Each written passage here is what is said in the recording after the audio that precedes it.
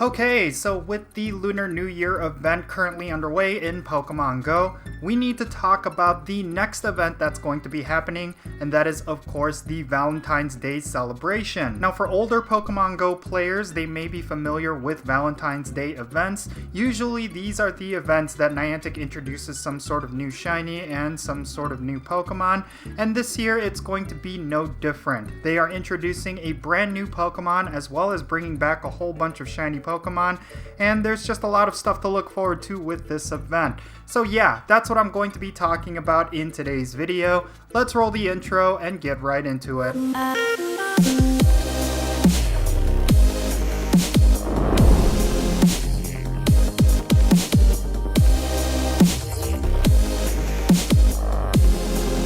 And how's it going, everyone? It's me, It's Count here with a brand new Pokemon GO video. Today I'm going to be talking about the 2021 Valentine's Day Celebration in Pokemon GO. This is usually one of the landmark events every year. They usually introduce a new Pokemon or some sort of new shiny. Of course, this year they're not necessarily going to be introducing new stuff, but they are going to be introducing a new Pokemon, and they're going to be giving us some really nice bonuses. But before we dive into those bonuses, let's actually talk about the Pokemon that's going to be appearing in the wild.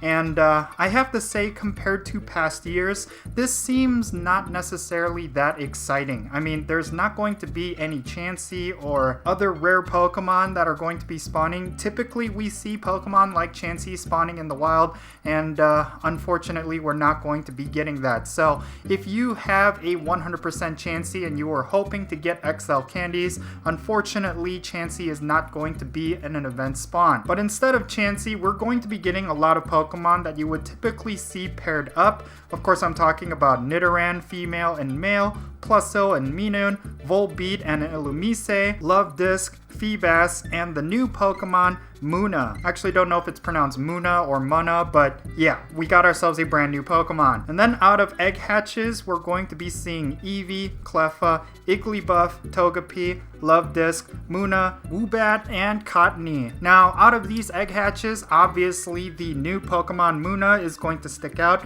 but I do like the fact that they're bringing back a lot of the babies. And of course, for Togepi, Igglybuff, and Cleffa, they can all potentially be shiny, and a lot of them have a lot of significance in the Ultra League and Master League, so this is definitely something you could focus on. 5-kilometer egg hatches are always going to be tricky, considering that they may not necessarily be worth using super incubators, but they are definitely worth using your regular incubators. So if you have a couple to spare, then I highly suggest you hatch as many 5-kilometer eggs as possible.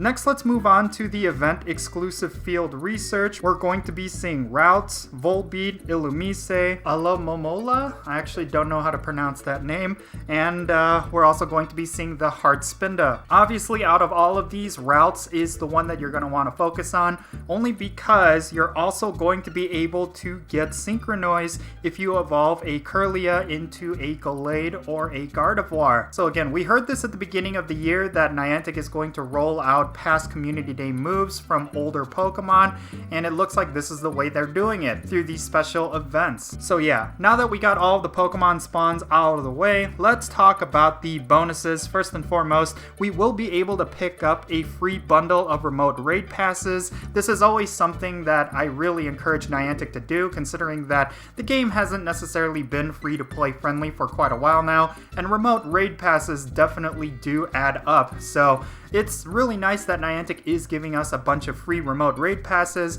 considering that right after this event, we're going to be seeing the return of Mewtwo in raid battles. So I highly suggest you save these free raid passes, only because when it comes to Mewtwo, I suspect that a lot more people are going to be doing raids, and yeah, it'd be really nice if you could join up with them. And continuing on from the Lunar New Year event, we're going to be seeing a whole bunch of bonuses to lucky trades and lucky friendships. You're going to have an increased chance of getting lucky Pokemon. You're going to have an increased chance of getting lucky friends with your friends.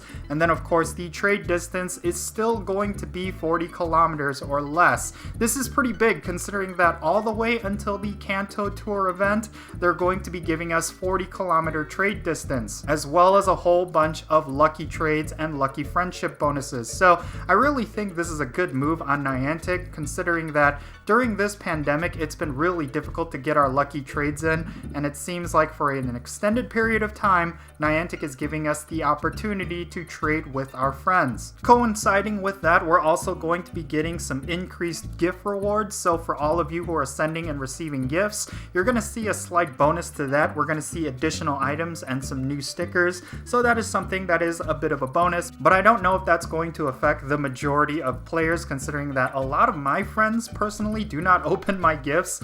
But yeah, I highly encourage you open your gifts and send gifts this time around, considering that you could potentially get more items, especially if you're currently locked down. We're also going to be getting a new set of Valentine's themed avatar items.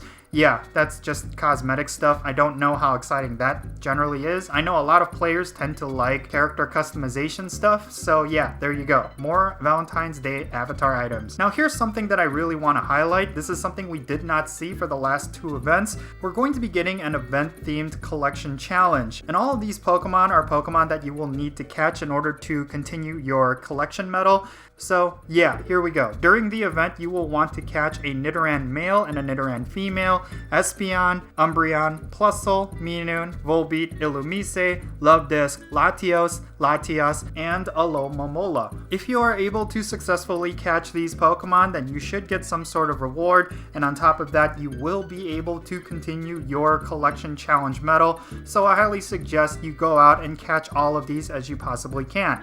And of course, you can preemptively walk your EVs in order to get the Espeon and Umbreon, but if you do not want to do that, then fortunately you will be able to catch these through raid battles, so there is that option for you. And then of course for Latios and Latias, they are going to be the legendary raid bosses in raid battles during this event.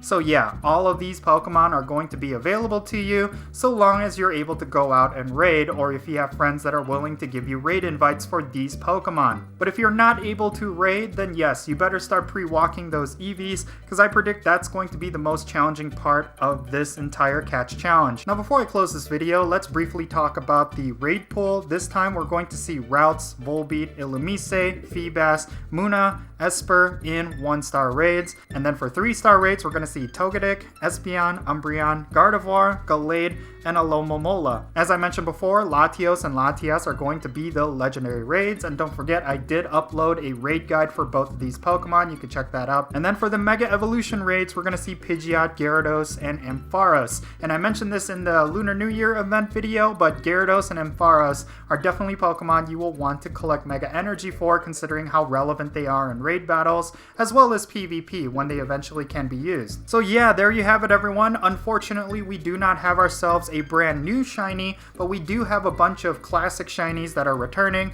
as well as a brand new Pokemon in Munna. So yeah, let me know your thoughts down below. What do you think about this event? Do you think that Niantic is knocking it out of the park when it comes to their event themes and their event spawns? I would definitely like to know what the public is thinking, and I do like the fact that they are increasing the trade distance all the way until the Kanto Tour event. That is something that I just continuously want to highlight, because I feel like for the longest time that is one of the big feedbacks that people have been giving to Niantic, and it seems like they're finally listening. But yeah, make sure you take full advantage of that, and if you enjoyed this video and found it to be helpful, make sure you hit that like button and subscribe if it's your first time here. I am Count Jinsula, be safe, have fun, and I'll catch you all later.